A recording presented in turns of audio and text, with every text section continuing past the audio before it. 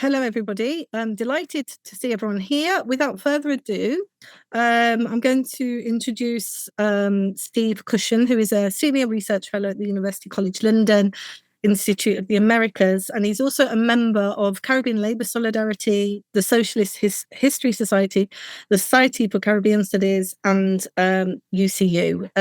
And I should also say, because I'm very, very proud of this, Steve, when I was a schoolgirl in Birmingham, was also my bus driver and used to drive my bus to school. So I'm absolutely delighted to welcome Steve. He's a great great comrade and old friend, and just very much looking forward to enjoying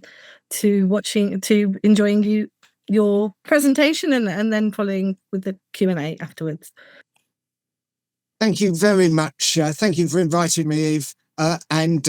Yes, and reminding me of our past association those years ago in Birmingham. Just to say that, as well as this seminar series, I'm one of the conveners of UCL's Institute of the Americas Caribbean Seminar Series. We're having one shortly where Jean Stubbs will be speaking about her new book of essays, and I've put the link to that in the chat for those who are interested. But to start, I'm talking today about slavery and big business. A couple of years ago, and I did say, I promised Eve I would start my timer. Good. A couple of years ago, there was a fascinating programme on BBC Scotland entitled Slavery, Scotland's Hidden Shame. It explored the links between Scotland and the whole business of slavery. What was really noticeable to someone not from Scotland was the constant reference to we Scots and the proposition that Scotland was responsible for the horrors of enslavement. To me, this attempt to involve the whole population of a nation state in the guilt associated with all aspects of colonialism is common in writing about the British Empire, implicating everyone in the guilt and thereby reducing the attribution of responsibility to those who actually profited. We frequently read that slavery brought prosperity to Britain. There is, however, little discussion about what this meant for the overwhelming majority of the population. There is a general lack of class analysis of the situation and any real examination of who really gained from the business of slavery. Major businessmen, bankers and commodity traders, as well as landowners and enslavers, along with the bishops, generals, lawyers and politicians who supported and justified their fabulous wealth. Which contrasted very starkly with the overwhelming majority of the population of Britain who lived in abject poverty. Trickle-down economics was no more a reality in the 18th and 19th centuries than it is today. The descriptions contained in London Labour and the London Poor by Henry Mayhew or Frederick Engels, The Condition of the Working Class in England, show most workers and poor farmers earning just about enough upon which to survive, a subsistence income that barely guaranteed the reproduction of their labour power. It may be argued that workers in Britain gained employment from British imperialism. The fact that they were only employed as long as their employer could make a profit from their labour, and that they were merely getting the crumbs from the rich imperialist table, is lost in the claims of common interest. Some workers, not many, but some workers, by manipulating skill shortages, restricting entry to their trade, militant trade union activity, or political activism, were able to achieve temporary improvements in living standards before the employers overcame these advantages by either technological innovations or state repression. In any case, if some slightly better off skilled workers in Britain had not been paid wages above the level of subsistence, their modest excess would not have been returned to the enslaved workers in the Caribbean. Imperialism gives no refunds. So what were the implications? What are the implications of a class-based approach? There's a tendency amongst many historians to see national economies as if they were a single entity. How many times have you read something like, this was vital for the British economy? This approach neglects the division of nations into classes and interest groups. For example, policies that help the financial services industry may be a disaster for industrial manufacturing. Similarly, to suggest that employers and workers have common interests has more to do with ideology than material reality. Using the term prosperity to describe a total increase in national wealth can also be confusing if the distribution of that wealth is not considered. Such an approach conceals much more than it reveals, particularly when referring to the slave economies of the British West Indies, where 80% of the population owned nothing, not even their own bodies. Thus, I avoid national generalizations or discussions as to whether Britain did or did not benefit from slavery. Instead, looking to trace the profits of those individuals, companies, and interest groups which did benefit. Profit and loss take place at the level of individual enterprises. A single businessman making an exceptional profit can be significant in promoting economic development, but his role is obscured if we only look at average figures and global statistics. The fact that many of the early developers of industrialization, as well as their financiers, made their initial capital through slavery and the slave trade is therefore more important than generalizations. Rather than analysing statistical data that situates enslavement in the whole economy of the British Empire, I have examined how a number of individual businessmen profited from enslaved African labour. The Drax family provide the core of such a narrative, as generation after generation they were at the centre of the business of slavery. The ideological creation of white supremacy, the earliest stages of human resource management, the effects of soil depletion, and the transfer of capital back to the metropolis. The use and abuse of parliamentary politics and the relationship between landowning in the Caribbean and in Britain. The Beckfords, the Codringtons, and the Hibberts are all families that link profits from the exploitation of enslaved labour with landowning in Britain. William Beckford situates these profits firmly in the financial services industry of the City of London, where George Hibbert represents the London commodity trading interest and its relationship with the origins of policing in the capital. Christopher Codrington demonstrates the relationship between enslavement and Protestant Christianity and is today at the centre of a debate about the memorialisation of enslavers.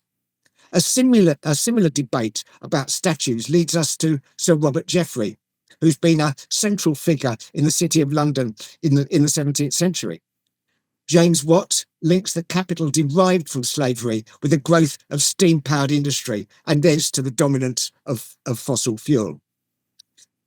James Watt, the inventor of the steam engine, was the son of a West India merchant and slave trader who supported Watt in his career. Watt himself worked for his father as a mercantile agent in Glasgow during the 1750s.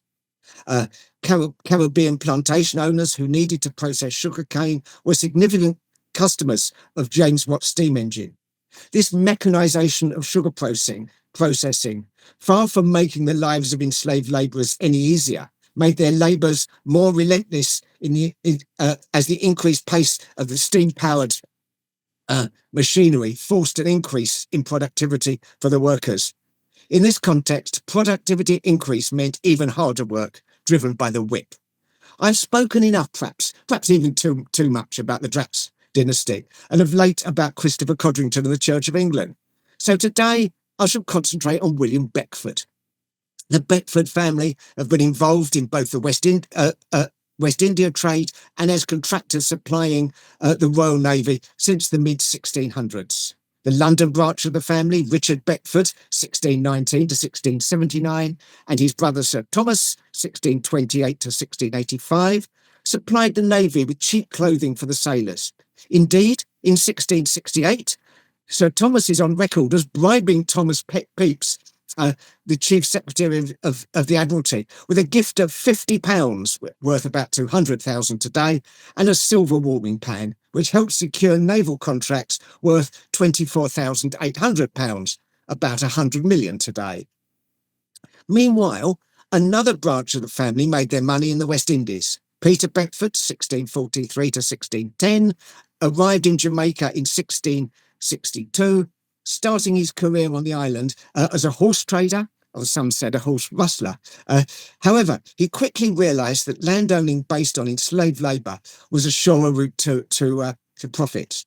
William Beckford soon built up his holding to 4,000 acres. He was a member of the House of Assembly, a colonel in the militia, and a chief justice and lieutenant governor. When he died in 1710, he was the richest landowner in Jamaica, with 20 Jamaican estates and 1,500 enslaved workers.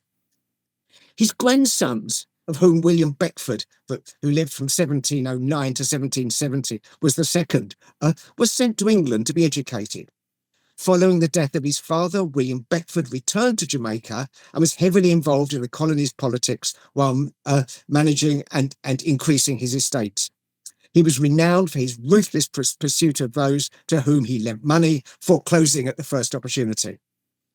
William Beckford returned to London permanently in 1744. He was now rich enough to think he could insert himself into the ruling class in England.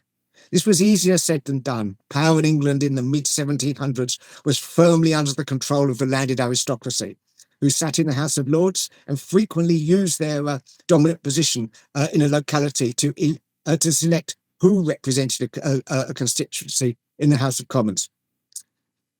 In the middle of the 18th century, there was an increasing number of businessmen who made vast sums of money from all aspects of the business of slavery. They had enough money to buy land and were starting to do so, thinking that they could thereby buy their way into the ruling elite. This was the context in which William Beckford purchased the Fonthill estate in Wiltshire in 1745 for £32,000, probably worth 90 million today. His first entry to the House of Commons came shortly after in 1747 as MP for Shaftesbury. His first intervention in Parliament was, predictably enough, in support of the West India sugar interest. In 1752, he sought to buy his way. He bought his way into the Ironmongers' Company, and secured election as an alderman, from which proud base he secured election as one of the MPs for London in 1754. He represented the City of London until his death in 1770. Also serving as Sheriff of London in 1755, as well as twice as Lord Mayor of London, 1762 and 1769. He was now one of the richest men in England, let me just. He was now one of the richest men in England, and his position as alderman in London, a member of the Ironmongers' Company, gave him the excuse to entertain lavishly. Indeed, the banquets and other parties outdid any other during a time when extravagant entertaining was very much part of the political process. His principal interests in Parliament were the defence of the West India interest, the promotion of imperial expansion, and reform of the electoral system. He was recognised as the parliamentary leader of the West India interest, and while Beckford had a reputation for radicalism, this was very limited in practice and basically to demanding a place at the table for the arriviste bourgeoisie. There was no sense that he wanted the franchise to be extended to the urban working class, the rural landless labourers, or any other section of the poor, deserving or not. Even this limited radicalism by the oligarchs of the West India interest was not to last. They bought land, built stately homes, learned upper-class manners, and probably, most importantly, married their sons and daughters into the old aristocracy. But in 1760, there was an uprising in Jamaica known as Tacky's Rebellion, which sobered him somewhat and diverted his attention to demanding that 2,000 regular British soldiers might be permanently stationed on the island. From the earliest centre, one of the earliest centres of Tacky's Rebellion in 1760 was the Esther Estate, which was owned by William Beckford. It was the most dangerous slave rebellion in the British Empire until the Baptist War of 1831 to 32. William Beckford died on the 21st of June, 1770. After his death, his friends and fellow oligarchs did their best to promote his memory, in part in order to facilitate their own entry into the snobbish elite circles, as well as sanitising the colonial origins of so much city money. A statue was placed in the Guildhall, where it remains today. In January 2021, responding to the murder of George Floyd and the Black Lives Matter campaign, the City of London Corporation voted to remove two monuments to British politicians linked to the transatlantic slave trade, one of which is the statue of William Beckford. However, in October of that year, when the agitation had died down a bit and following the intervention of the Ministry of Culture, the corporation voted in favour of retaining two statues linked to the transatlantic slave trade in their Guildhall headquarters. They did agree to add plaques to the statues of William Beckford and the other merchant, John Cass, to explain how they profited from the 18th century slave trade. To the best of my knowledge, these plaques are still yet to be erected. So why do they go to such lengths to defend these statues? It is part of the propaganda and self-justification, I would argue. It creates a narrative of nobility, which forms an ideological justification for their money-making of the present oligarchs and reinforces their sense of entitlement. Now, I'd like to propose that the statue of Beckford be replaced by a monument to the courage of those who fought for their freedom in Tacky's Rebellion of 1760. The official history ignores completely that the enslaved did not sit passively by and await saviours from on high to deliver. They fought on the beaches of Africa, they mutinied on the slave ships, they deserted to fall free independent communities in the hills of the Caribbean colonies, they engaged in day-to-day resistance, such as strike and go slows, as well as given the slightest opportunity, engaged in full-scale rebellions. As the campaign for reparations for African enslavement gains ground, it's important for us to remind ourselves that enslaved workers never accepted their exploitation and the expropriation of their labour power. One of the demands of the TUC, London East and South East Region Reparations Steering Group, is to support the campaign to overturn the convictions of all those who were convicted for their role in the historic 1823 Demerara Rebellion by enslaved workers. This shall be extended to all enslaved persons executed or punished for acts of resistance. David Lammy spoke in the House of Commons very well in the House of Commons to demand this back in 2022. Now he's in a perfect position to arrange this, although we've yet to see any movement. But before we go too far from the Beckfords, let's consider further their purchase of Fonthill Estate and the land grab known as the enclosures that was frequently founded on profits from slavery and colonialism.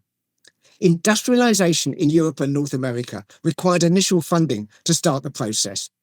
In part, such capital came from the business of slavery and the profits of the East India Company. This was accompanied in Britain by the enclosures, the violent process of driving peasant farmers from their farms, and the privatisation of common land that had previously been open to the use of all. Industrialisation needed to turn people into wage workers. By enabling the privatisation, expropriation of agricultural land that had previously been worked on a small scale by family units, the enclosures enriched the landowners who gained increased holdings. It also rendered independent farming inaccessible to most ordinary country people who previously had access to the commons, thereby depriving agricultural labourers of their means of subsistence and turning them into paupers and proletarians who could only survive by selling their labour power in the towns. The term improvement became a euphemism for the wholesale privatisation involved in the enclosures. Improvement became central to the ideological offensive of 18th century agrarian capitalism.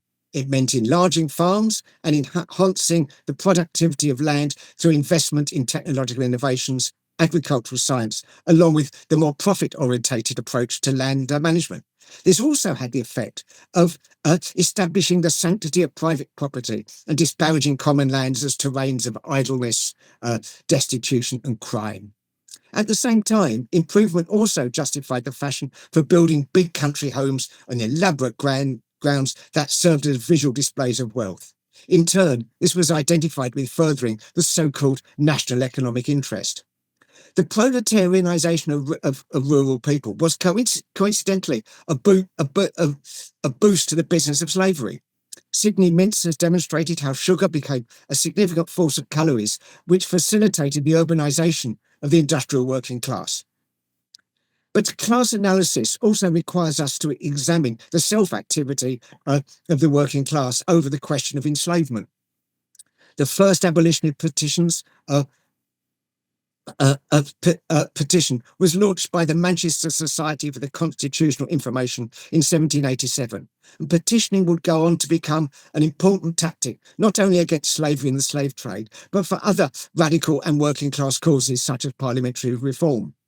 Tom Paine, author of The Rights of Man, was a leading member of the Society for Constitutional Information, which in turn played an important part in setting up the London Corresponding Society, one of the first radical working class political organisations in Britain. Thomas Hardy, founder of the London Corresponding Society, shared a house with Alida Equiano, the formerly enslaved African abolitionist. Equiano was important in the development of the London Corresponding Society, as he provided a link between the radicals in London and the militant workers in Manchester and Sheffield, who he knew through his abolitionist campaigning. The Sheffield cutlery workers made a particularly firm connection between the abolition of slavery in the colonies and reform at home. A mass meeting in Sheffield in 1794, the largest ever in the town, called for a total abolition of slavery at a time when Wilberforce and the Clapham set were merely calling for the end of the slave trade.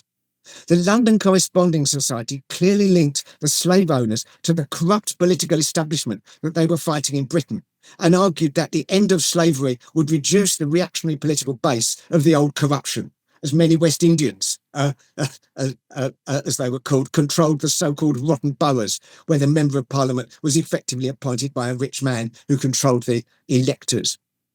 Any attempt to reform the undemocratic electoral system in Britain would bring the reformers into head-on collision with the entrenched landed elite and their allies amongst the slaveholders. The first even remotely democratic elections in Britain secured after the 1832 Reform Act, and that Parliament was the one that passed the Slavery Abolition Act. At a Justice rally in Birmingham in 1838, where 200,000 people gathered to launch the national petition for universal suffrage, the mover began his speech by saying to loud cheers that he had attended Birmingham Town Hall to celebrate the emancipation of the blacks in Jamaica, and he was now campaigning to work for the emancipation of the whites at home. I'll finish by considering the long-term environmental and social legacy of enslavement. Industrialization was in part funded by the exploitation of enslaved labor, but it's also the start of the fossil fuel economy, which in turn led to the current climate change emergency. Meanwhile, the Caribbean is presently one of the regions most in danger of rising sea levels. This leads to a discussion of the relationship between fossil fuel capitalism, slavery, colonialism, pollution, and climate change. Oil exploration in Guyana and bauxite mining in Jamaica are concrete examples of current environmental problems facing the region, as raw material extraction replaces plantation exploitation of labour. The demand of the people of Barbados for the return of Drax Hall estate has raised the question of the whole nature of the British class and political privilege.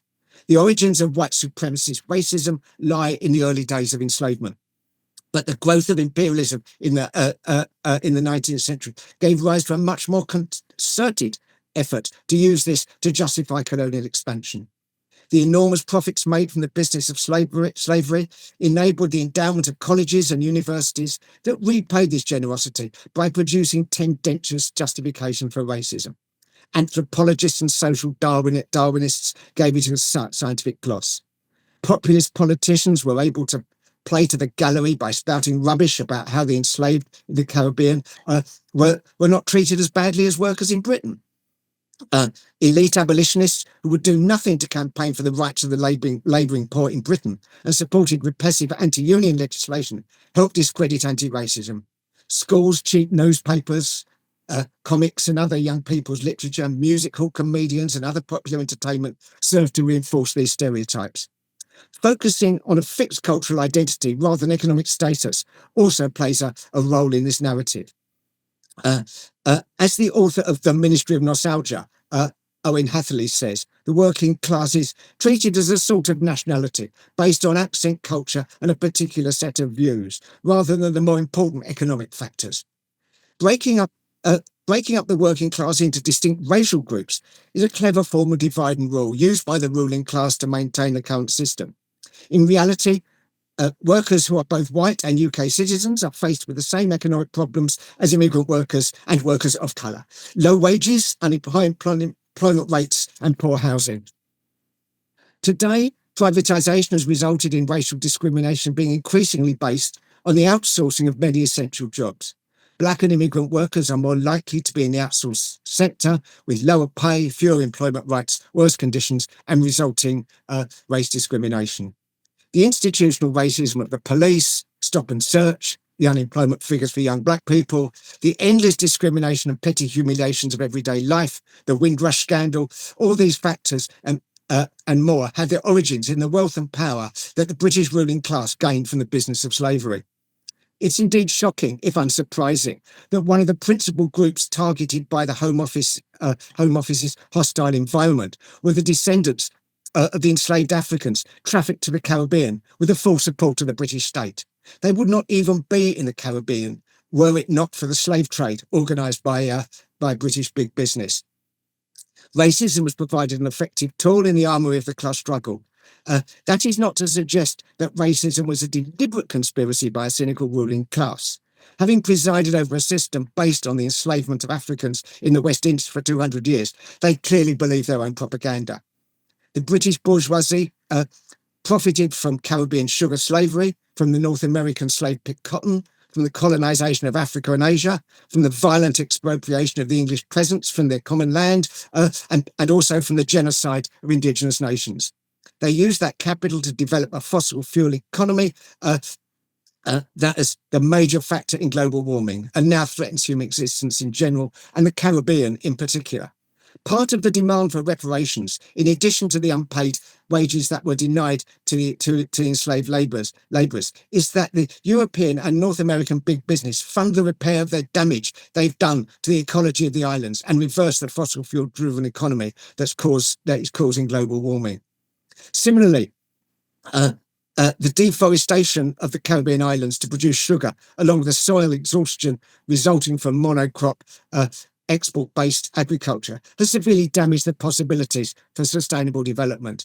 In turn, the deforestation of the region adversely affects weather pattern, making the general effects of global warming even worse in the region. Stopping climate change and opposing racism are social justice issues. The apology demanded by reparations campaigners, if it's to mean anything, must be more than the regret and remorse expressed by a criminal in the hope of a lighter sentence after they've been found guilty. It must involve a real and appropriate action. Thanks very much.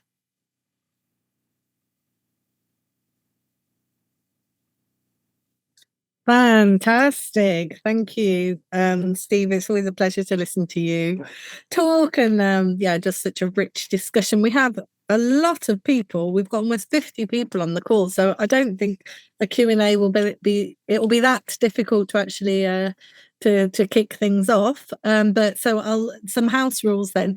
Could you please put your hand up if you've got a question? So press raised hand in the chat just so that we can manage it, because we have a lot of people. I can see already, right, we've got Paul already with his hand up. Just to say again, you are being recorded, so if you'd prefer to ask a question via the chat, you can do that. Otherwise, please feel free to unmute and to speak now. Yeah, hi. You hear me? Yes, perfectly. Steve, thanks so much for that. I've heard part of that before, but I hadn't heard all of it. So thank you very much. Really wonderful. I'm in Jamaica, and tomorrow I'll be going on a trip to the Tharp Estates. I don't know if you've come across John Tharp in Jamaica. he had some estates, 7 estates and 3 pens in Trelawney, and he was 3,000 enslaved workers. Quite an interesting couple of articles I've been reading about it. One by Alan Furness, you may have come across him, who wrote a book called The Tharp Estates in Jamaica. And another one who Ivor Connolly analysed the makeup of the enslaved population on the different workers on the estate. Very interesting stuff. And it tends to complement a lot of what you said. John Tharp apparently finished up trying to buy himself into the British bourgeoisie too, at an estate in Chippenham in Cambridgeshire. Now, besides that, let me just say one other thing. That you mentioned that maybe Jamaica and other places like Jamaica have more recently suffered from extractive exploitation of minerals, like bauxite in the case of Jamaica. But to be honest with you, what's happening now is the exploitation of hotel workers. I've got a friend who's done a paper, and it's interesting because tourism in Jamaica earns 30% of GDP, but actually contributes 5% of tax income. Now, that's quite a stark figure. I was quite shocked by that. The actual hotel workers actually went on strike, a lot of them just before Christmas, and they've actually won some concessions. So there's a little bit of hope. And the other industry where people are exploited now are the BPO industry, very insecure labor, very poor pay. So we're reverting to the exploitation of people again in Jamaica. And thanks again, Steve. Thank you very much. Yeah, thank you. Yes, it's amazing how they find new ways of doing and I think this does link in with this question of the hostile environment, because part of the reason for, it seems to me, for immigration control is to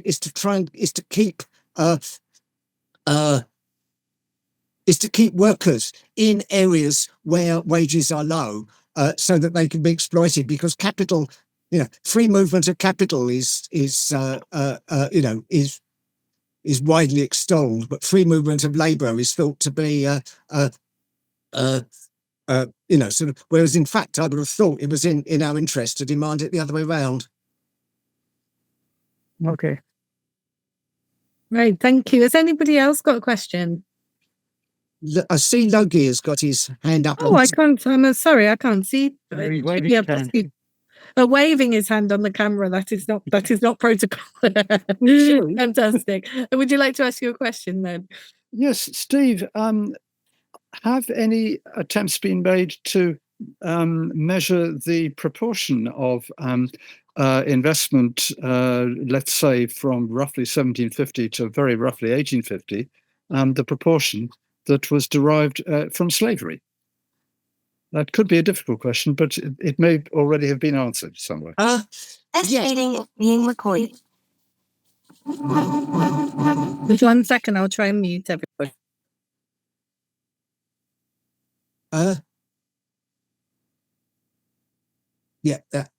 Yes. The first real job of it was done by Eric Williams back in the day, in his Capitalism and Slavery.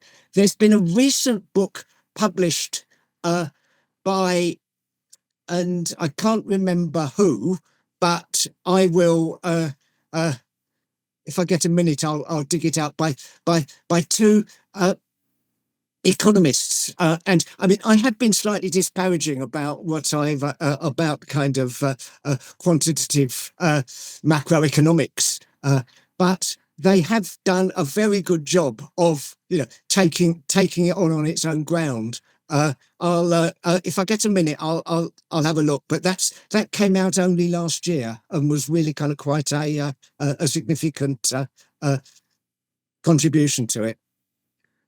Okay, great. I see Glenroy as well with their hand up. Greetings. I just didn't want there to be a dead air, as they say in radio. I'm sorry, I can't switch my camera on. Since coming back to Zanzibar, some problems seem to have developed with this PC. I could do that on my phone, but I'm not going to. Greetings, Steve. Sorry, sorry, go. Don't let me stop. I'm here. I'm just getting something. Yeah, carry on, Glenn. Okay. Yeah, apologies. I seem to have had all kinds of problems with getting the log on. It's probably my own fault. But yeah, I find the write-up intriguing, and sorry I missed 20 minutes of the presentation.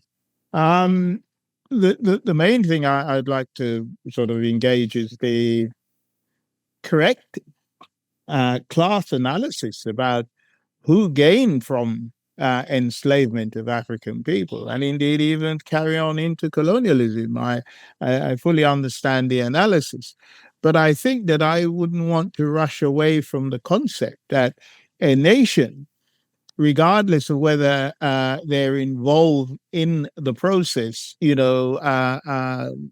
shall we say, up to their neck, there is a trickle down. It's a terrible word because I know capitalists use it to say working people will get some trickle down benefit. But there are impact and benefit that the British state would have, whether it wanted to or not, end up providing. So what I concern about, as somebody who's involved in demanding reparation, is that, for one, the big stick of fear is used by our enemy against reparation, and saying to people, "Oh, it's a white working class, a black working class are going to be paying for reparation," when we need to get across our target are those people who profited from enslavement, and we know who they are. We know their names. We know their association, etc., etc. So we can do that. But the fact of the matter is, the British public have been paying for enslavement. It's only 10 years ago that the payment or the loan that brought the payment to the enslavers had been paid off. So I'm just a bit concerned, Steve, that are we trying to disassociate ordinary working class people to the impact, let's call it that, of enslavement and what it would have had in British society, good or bad? Because there were benefits, if we can call it that, to ordinary people. Exploitation, of course, because sugar and those kind of things introduced to the diet and all that kind of thing, we know. But I just wondered, should we keep in mind that British society, European society as a whole, gain from enslavement? Otherwise, I think it weakens slightly our argument and our demand for reparation, if we don't recognize the interaction of capitalists and the state. I hope I've not gone on too long, Eva. No, that's an excellent question. Just before you answer that, Steve, excellent question. Christian has just said in the chat, Pat Hudson and Maxine Berg are the two people you were referring to. And yeah, and then we have another couple of comments, but if you could respond to Glenroy's question, please. Yes, I mean, the important thing to me about the question of reparations is that it has to be demanded that the state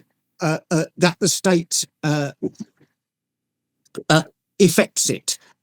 There's there's a certain welcome in various institutions making their own reparations, although very often, rather patronisingly, like the Church of England, they decide how much they're going to give and so on. But for it to be effective, it will have to be organised at a state level, and what I'm concerned is that that we should demand that the state takes the money back from the people who really benefited from it.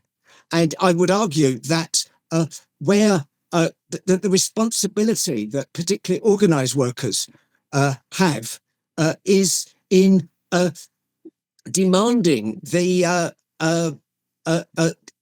is in supporting that claim for reparations.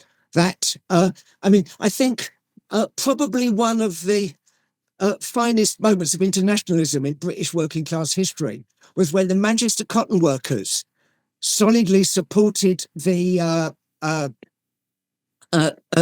union in the Indian cotton workers. and let me just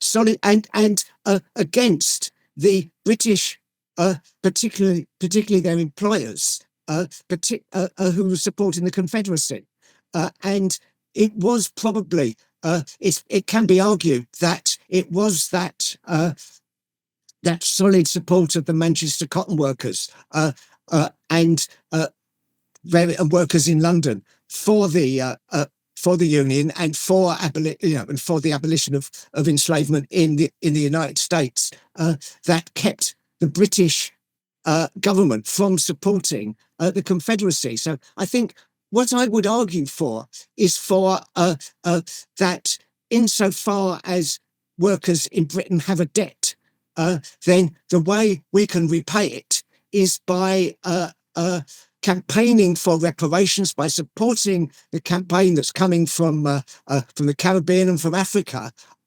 and demanding that ordinary taxpayers, and we know full well that big business is very good at not paying a great deal of tax, that ordinary taxpayers funded the scandalous £20 million that was paid to the enslavers.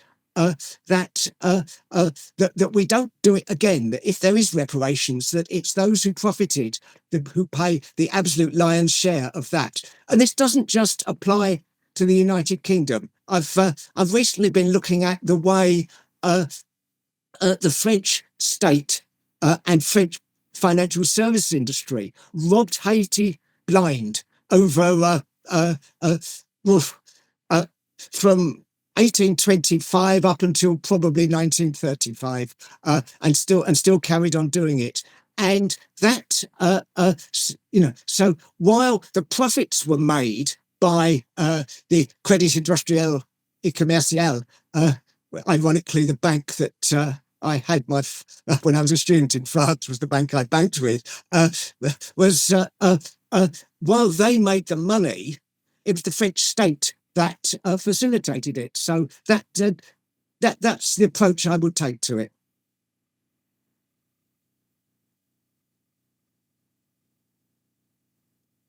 Thank you. Right, fantastic. Have we got any other questions? While you're thinking of other questions, also you might have seen what Paul Ward put in the chat about the Tharp Estates in Jamaica. Alan Furness, 2018, In Between Brutality and Rebellion. And also said that the rapid expansion of the hotel industry in Jamaica is being led by Spanish hoteliers. Great. Now we've got Joseph who's put his hand up. So let's go with Joseph, and then I might try and ask my own question next. Thank you. Good afternoon, good evening, everyone. Calling from Grenada. Please forgive me that my camera is not on. I'd like to link the whole issue with the need for any kind of going forward, any kind of settlement, whether it's reparation or even assistance in development of our societies, take into account. And I think, Steve alluded to part of it, the whole issue of ecological debt, the ecological debt, which might even be as equal or even more than for the destruction of the African people. Because at the moment, our environment or ecology is so impaired, and it's continuing with the onslaught of like tourism and other mining industries. And then the other part of it, for us to repair the human body as a result of the problem with the diet, 300 years of diet that really have affected our DNA. Can you respond to that or give some light on that, Steve? I hope I'm clear, Yes, yep. There are, it seems to me there are two parallel but slightly separated issues here. There is the question of reparations for the actual enslavement of of African people, which, in my view, one of the major questions is the unpaid labour.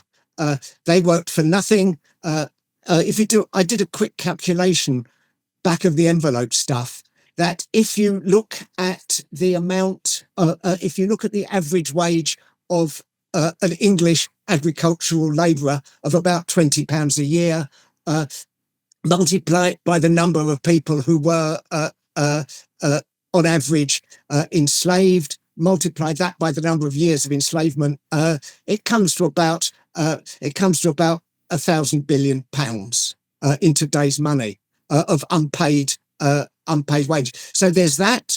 There's also the recompense for the pain and suffering, the denial of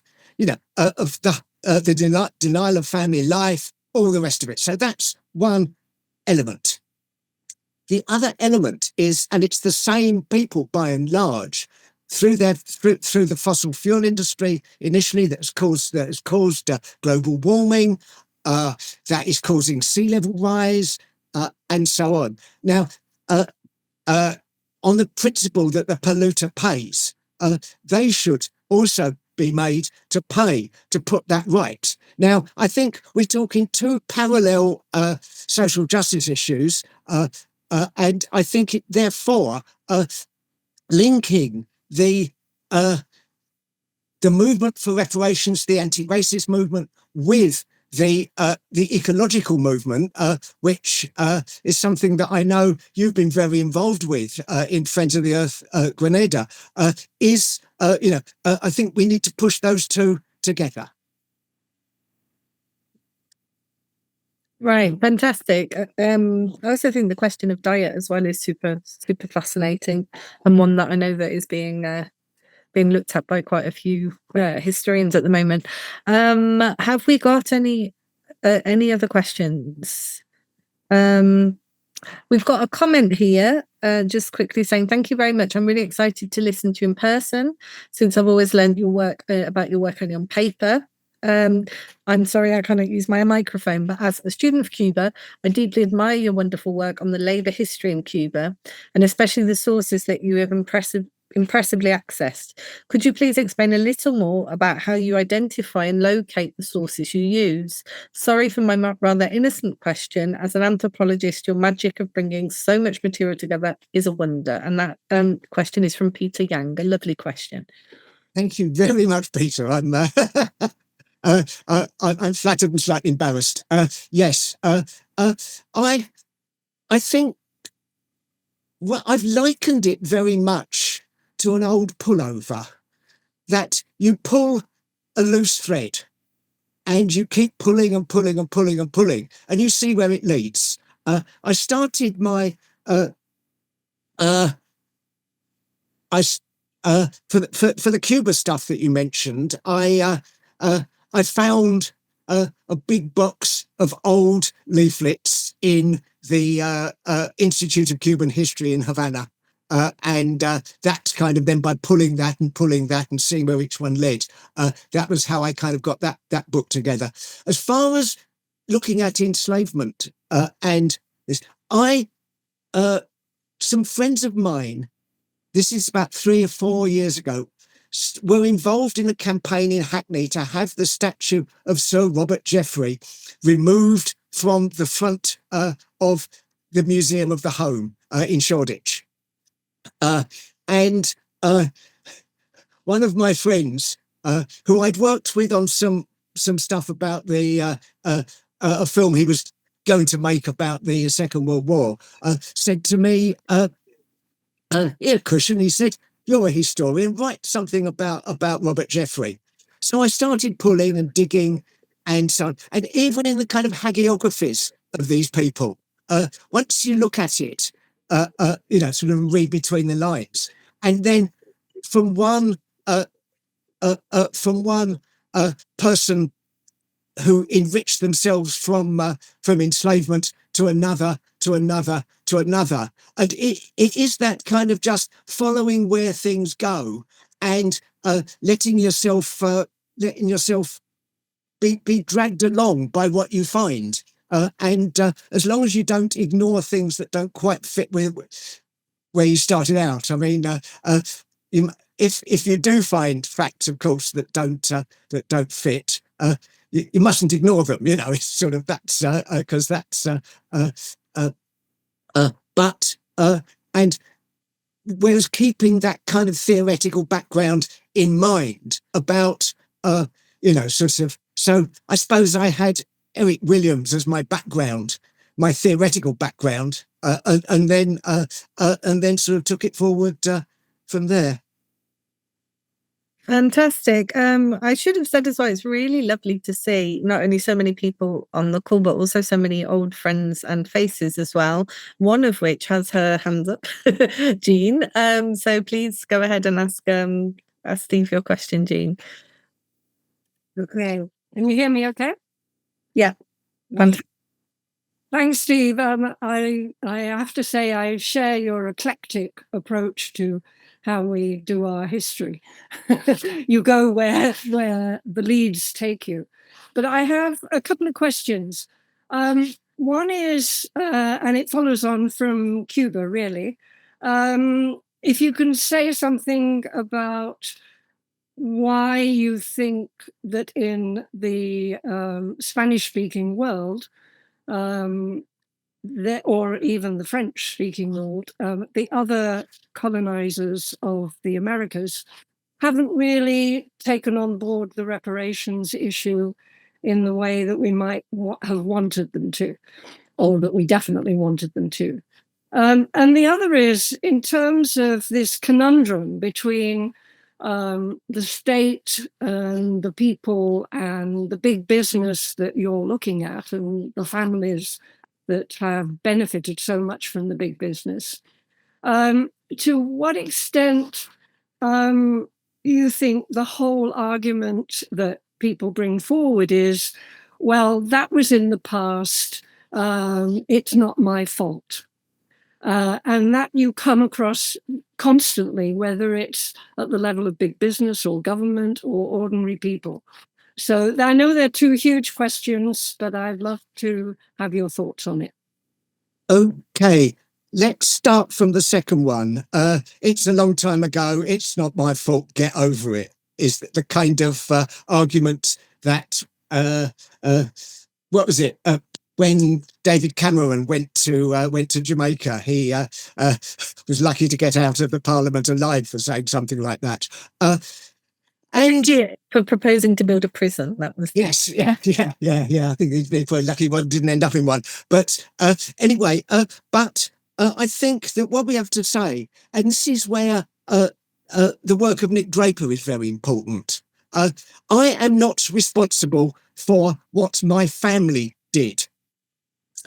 If you see what I mean. I had one uncle who scabbed on a big strike. The rest of my family never spoke to him again. Well, we're not responsible for that, if you see what I mean. But what we are responsible, so, I don't feel that people have a moral debt back to those days. But what we do, what there is those who've still got the money. And this is, I say, where Nick Draper followed the money. So many big businesses and rich families like the Dracs, and I get accused of being a bit obsessed with the Draxes, but they are such a good example, and they've still got the money. If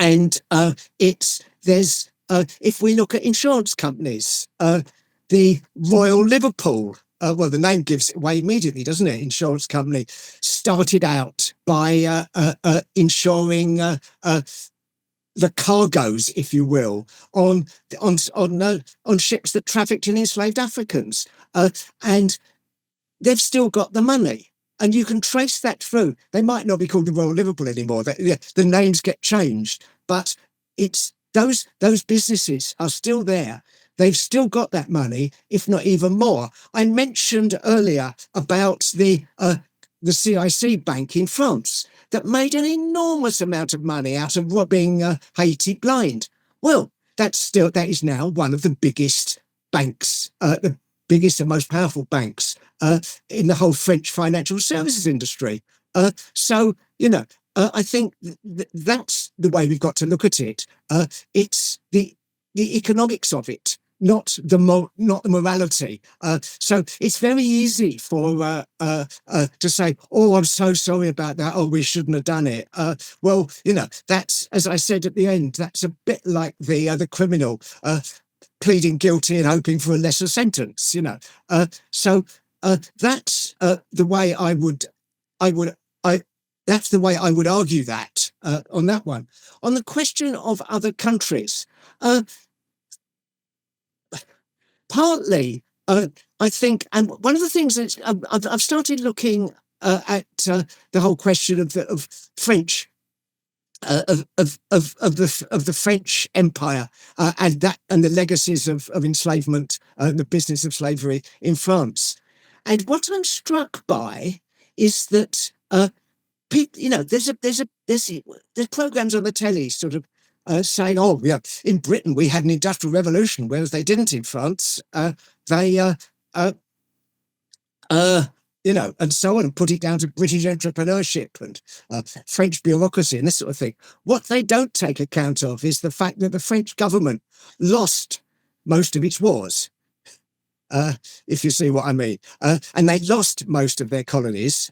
Indeed, Saint-Domingue was the richest colony in the world, but they lost that to its own population. So I think there is a different relationship, and the success, the military success of Britain, of the British armed forces, has been an important part of the development of British capitalism. That said, and I don't know much about Spain, but I do know that as far as France is concerned, there is a movement developing. There's a new museum in Nantes. There is there's various other. They've set up in Eastern France, started with the castle in the Jura where Toussaint Louverture was imprisoned. That has now been turned into a memorial to Toussaint Louverture, and they've got a slavery trail around that area. I've just came across in Alsace, in a little village, a wonderful little local museum, entitled Musée de la Négritude et de l'Esclavage, where it turned out this village was the first village in France that presented a petition demanding the end of slavery in the Caribbean, and so there's it's developing. It's slower as yet, but it's gaining pace, and there's interesting work being done on that. So I'm hoping that as I'm now looking at sort of the whole question of the French Empire and that I can link up with some people there, and maybe we can profitably exchange information. I think that sounds really exciting, the power of kind of transnational ties, right? And tying this making this narrative global in a way that actually gives power to the arguments that you're making. I think it's super powerful. Okay, we have a couple of people who have been waiting very patiently. So Kwabena, would you like to ask your question? And then we'll go with Glenroy again.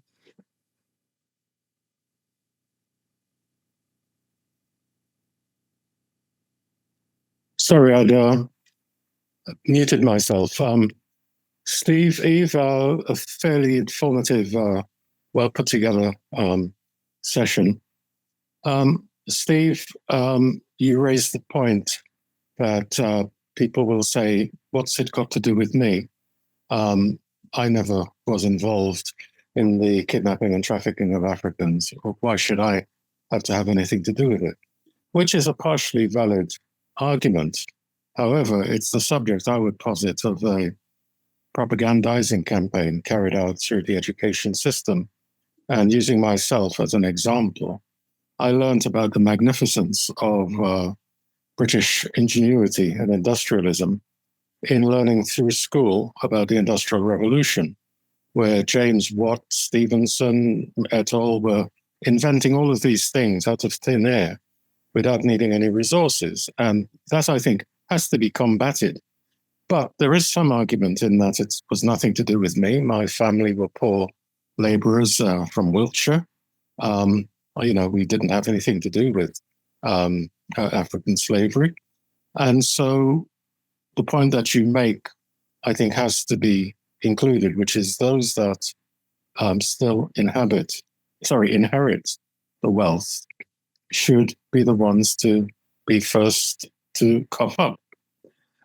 There's also another argument, which is that if I was driving a car that was stolen by my grandfather, I would have to give it up if it was pointed out to me that this was a car that was stolen some time ago, belonging to someone else. I wouldn't get property in it.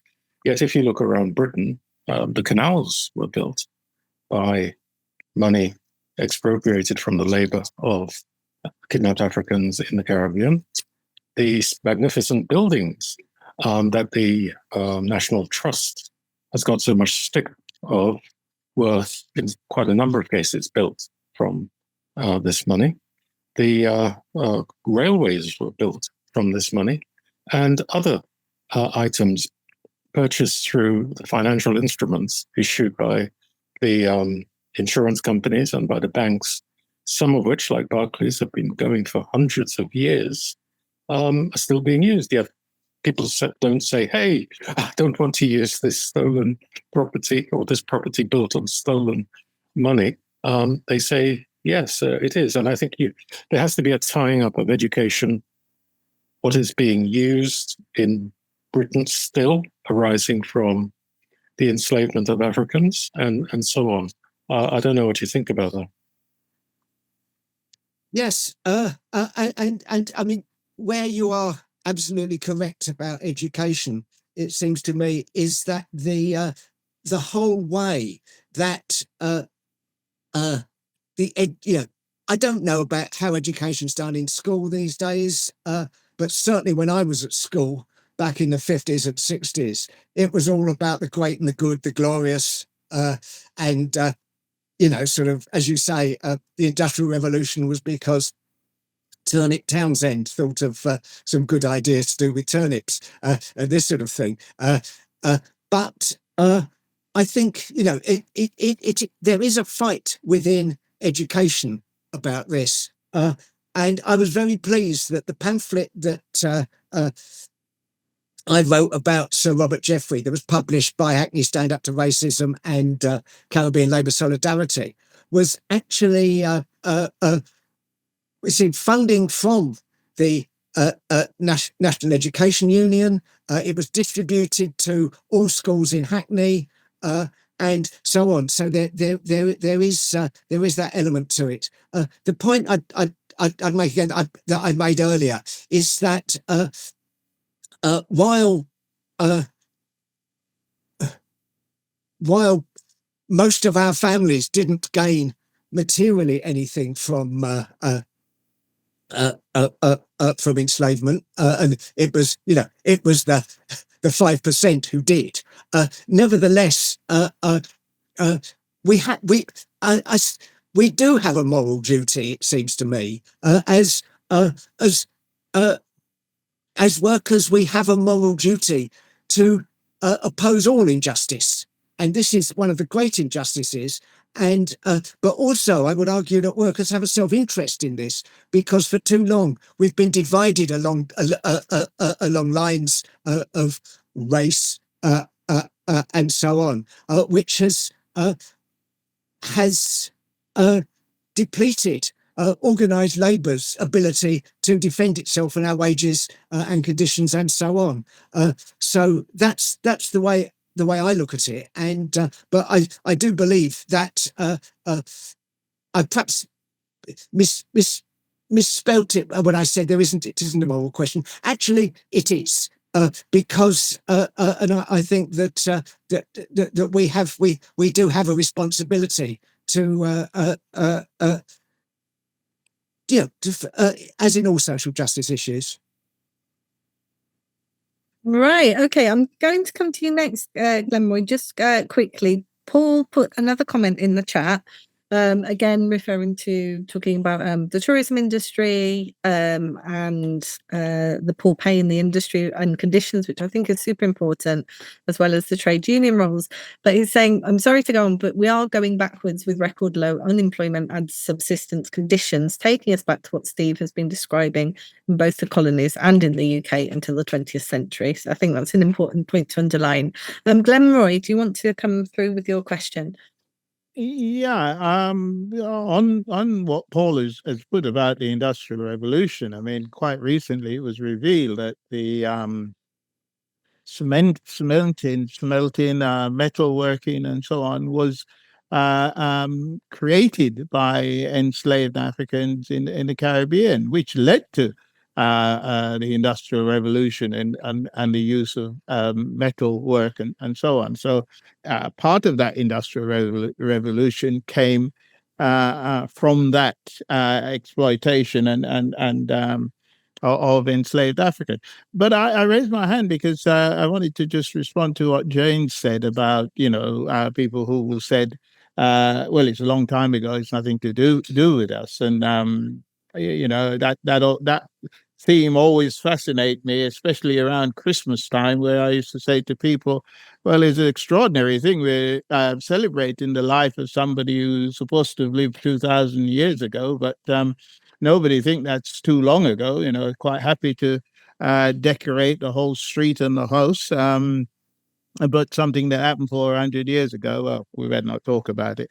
But more poignantly, I think that the revelation by the Treasury in 2018, and Global African Congress is in process of launching a campaign around this, because this is the 10th year anniversary of those very people Steve speak about, who still have the money, who still have the wealth, who benefit from it, was exposed. And I'm not going to go into the intricacy. I think Steve explained, especially about how Haiti was robbed, the type of means by which the British government raised this money to pay themselves, and I say themselves because many of the people who made these decisions were in the House of Lords or in the House of Commons and so on, deciding what they should get and how much they should get and how they should get it, etc. So I do think we have a few things in our toolbox to answer the issue of it was long ago. It was nothing to do with me is also an interesting one, because I do think I'm not in the UK, but I would call upon white comrades in the UK to look at the issue around, for example, the heirs of enslavement. I know they call themselves something else, but that's what they are. They're heirs of enslavement. They're not heirs of slavery, because we find slavery term a bit repugnant, as if there was some sort of voluntary process going on. But I wonder, Steve, have you thought of the role that white working class?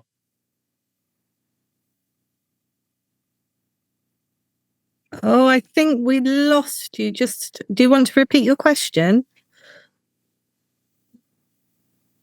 I think we lost him. Really? I'm sorry, we just lost you quickly. Could you repeat your question for Steve, please?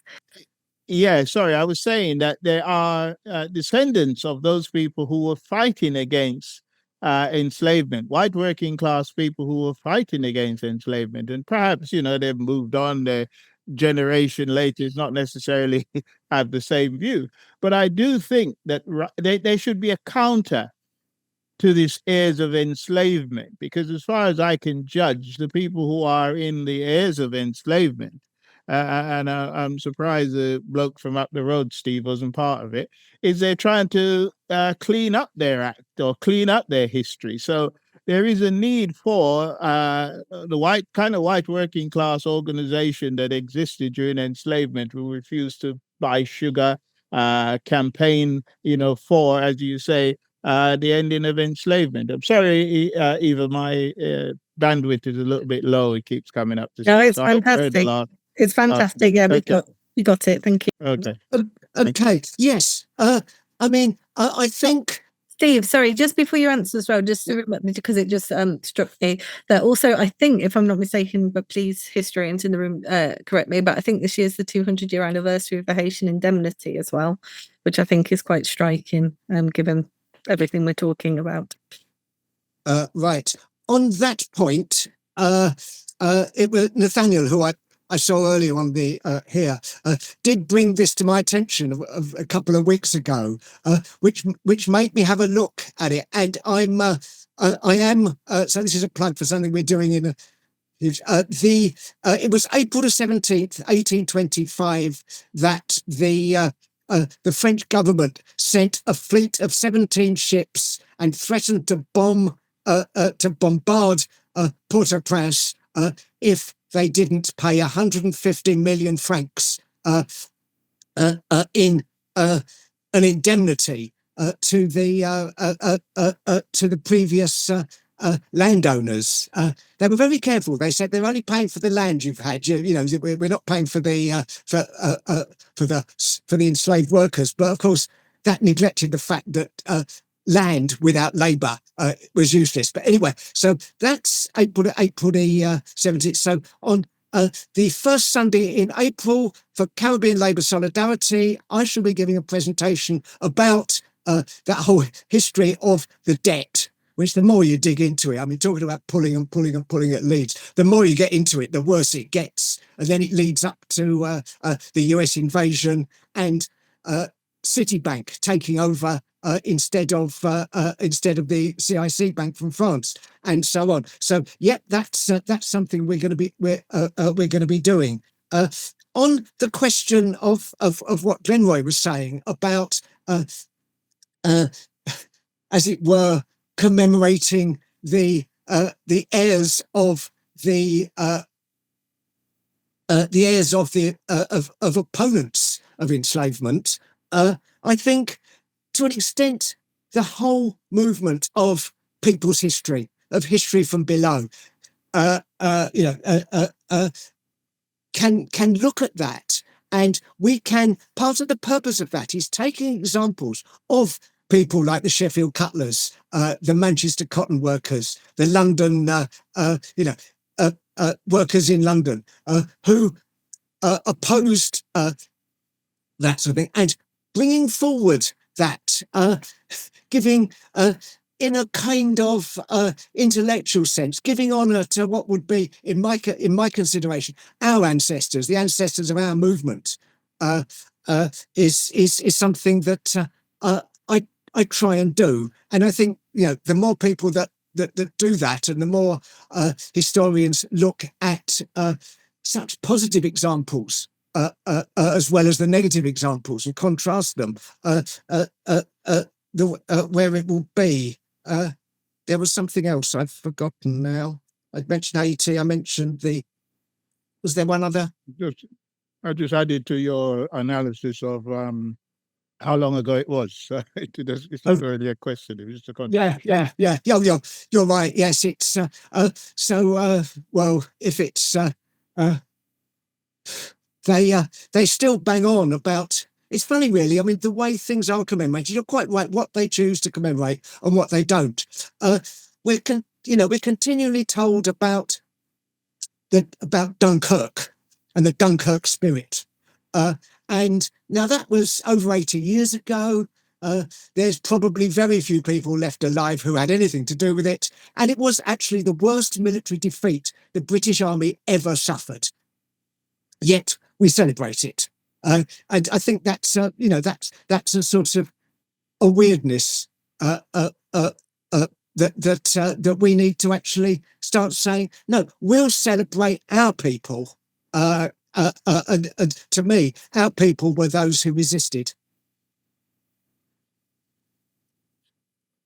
Thank you so much, Steve. I was just thinking back to, so a couple of years ago, I did interviews with Caribbean High Commissioners and British High Commissioners. And so the theme of reparations was obviously really high up there. But I think what I took away from those discussions is really like how woeful it is, particularly in British politics, right? And in British political circles, and business circles and other elite circles, how much reparations, just even a discussion on them, is just completely dismissed, right? It's laughed off, it's not taken seriously. And I think what I took from those discussions was well, we all know that reparations is a debate, is the theme, right? It's going to be the theme of the coming decades of, the battleground, basically, in terms of looking and coming to terms with this horrific past. But very clearly are particularly those who are leading very badly, leading this country, are not engaging with it, right? They're not engaging in discussions in it. They're not taking it seriously, and they're not. I don't think it's particularly on their radar. So I just wondered if you could speak to that. Like, what can we do with this knowledge and with this power, and with these resources to ensure that it actually resonates with the people who are in the position to make change and to address some of this, if they're not even taking it even remotely seriously. An awful lot of the reparations campaign is run on a very kind of diplomatic courts, sort of official government to government. That said, I mean, Mia Motley, for me, it feels a bit like what do you call it?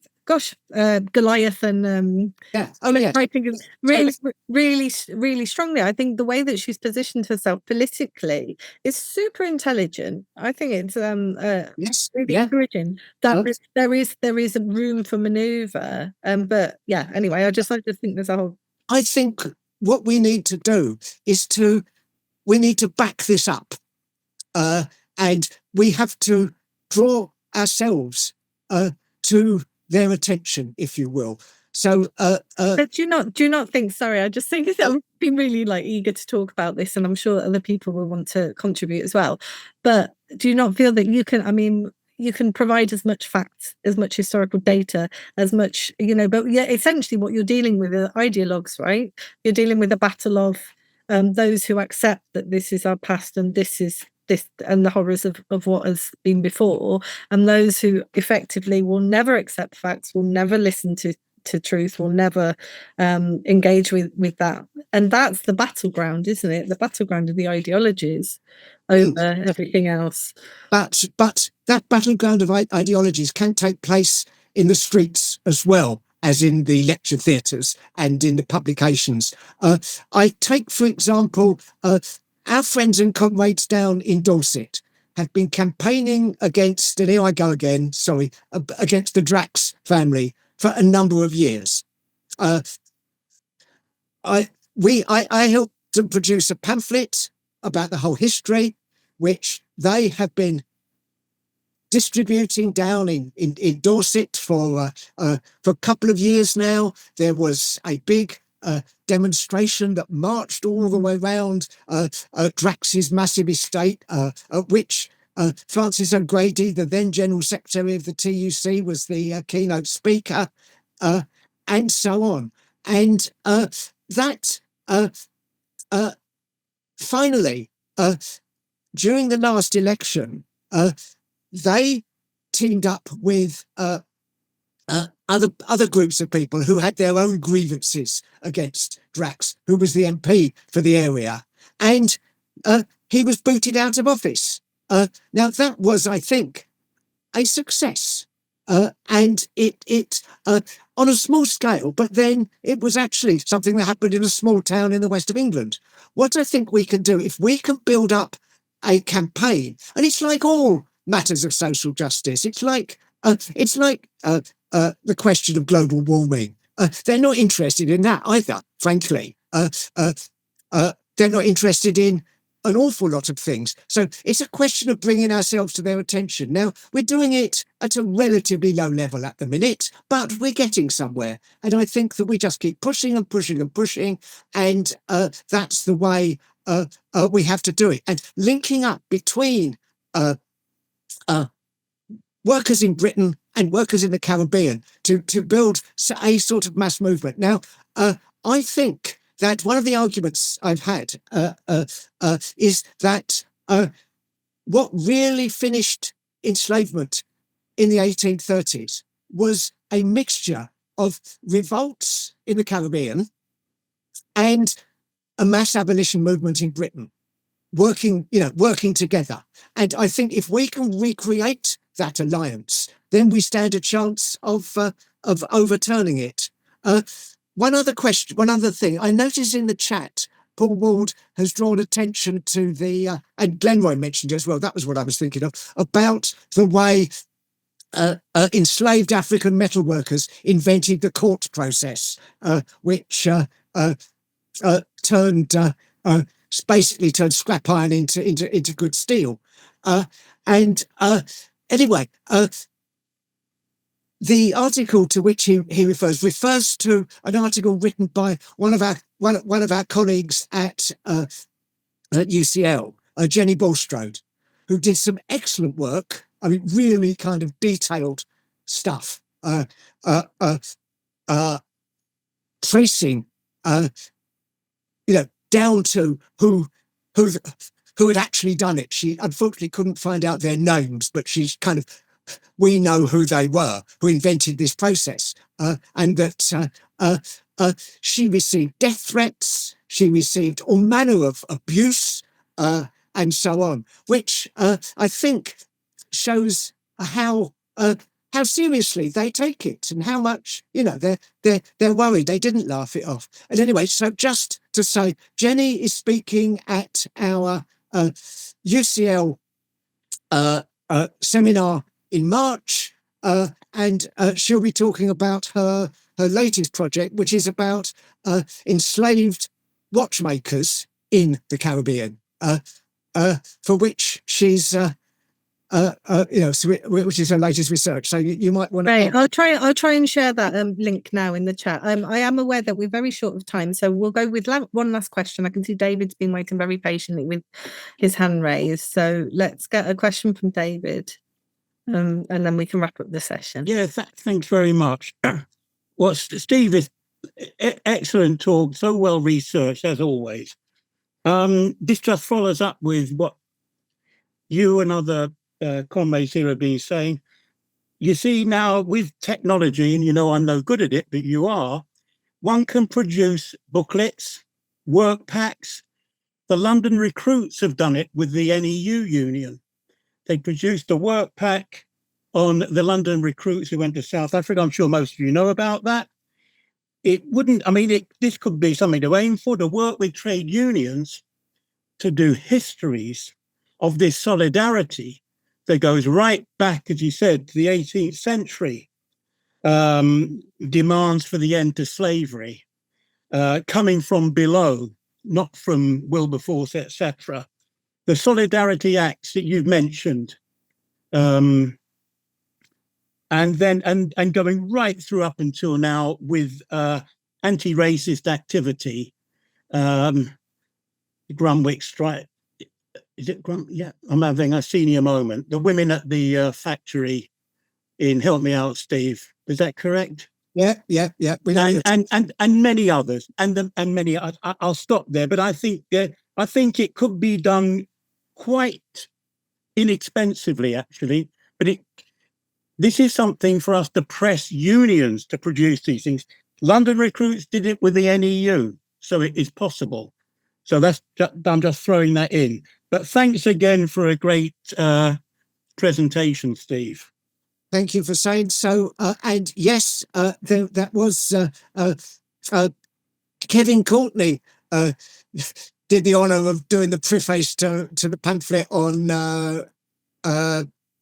on Jeffrey. So we probably could be looking at an open door there. I shall. We'll think about that and actually try and start working out how to put something into practice. Okay, well, I think without further ado, I think we'll just say thank you very much, Steve, and give you a virtual round of applause. Thanks for such a vibrant session.